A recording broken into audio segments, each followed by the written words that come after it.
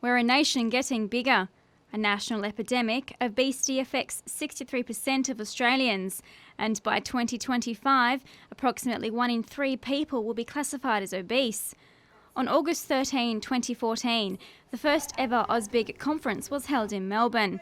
Designed around the physical management and care of the bariatric patient, the conference's aim was to strengthen the bariatric communication across all health emergency services. When we're talking about bariatrics, we might call it a topic, but it affects every patient, whether we're talking about paediatrics, geriatrics, general population, medical or surgical. So that's where the bariatric patient becomes quite complex, because we could be talking about a rehab unit or we could be talking about an intensive care unit.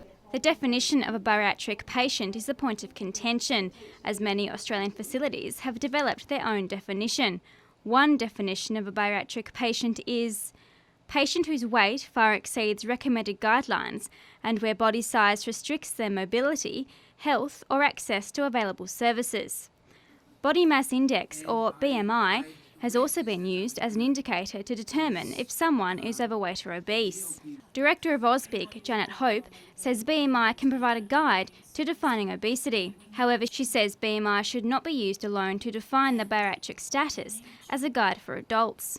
Obesity was once considered a disease of excess confined to the developed world, but is now widely accepted as a global concern. Between 1980 and 2008, the prevalence of obesity worldwide has nearly doubled. As of 2008, 1.5 billion adults worldwide, that's about 35% of us aged 20 years and over, were overweight, with more than 500 million people classified as obese. Professor John Funder of Obesity Australia says obesity has grown to major levels due to the over-availability of food. Probably about 70 or 80% of us, to some extent or another, have genes that say, have just one more slice of toast or just have one more mouthful of something.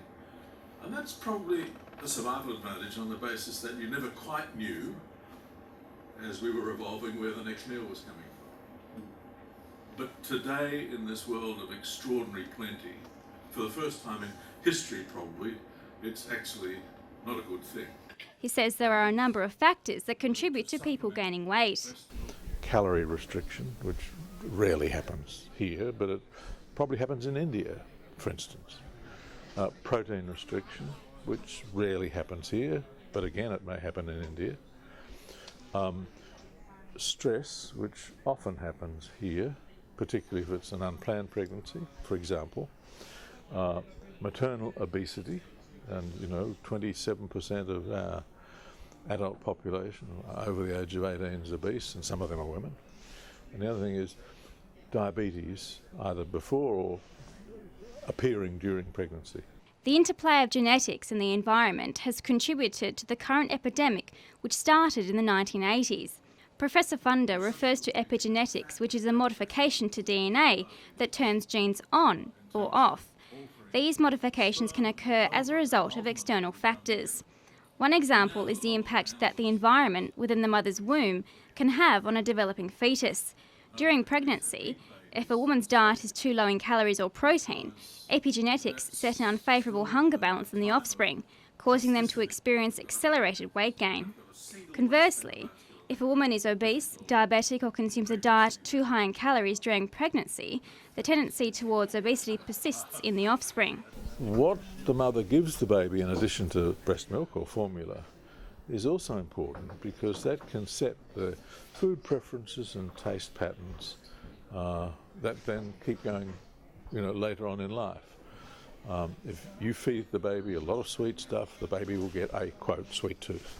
Classifying obesity as a disease is an important step in tackling this epidemic. I think it actually empowers people to classify it as a disease. First of all, it is, because part and parcel of obesity is stigma, part and parcel is sleep disturbances, part and parcel, your blood pressure goes up, you can't help that if you're obese, movement disorders, there are all sorts of things. In the long term, obesity needs to be looked at as a comprehensive disorder. Other public health initiatives have varied in terms of adoption. Seatbelts and bicycle or motorbike helmets are no-brainers. Smoking was also a no-brainer, but it took decades for the evidence to be translated into regulation and legislation. Food and drink, unlike cigarettes, are a necessity of life, and obesity is a much more complex disease than addiction to nicotine. The tobacco campaign was a battle fought on many fronts, with a string of successes across time and a progressive fall in the smoking rates over decades. It is a hope shared by many that we will see the same trajectory for obesity improving health by lowering the weight of the nation.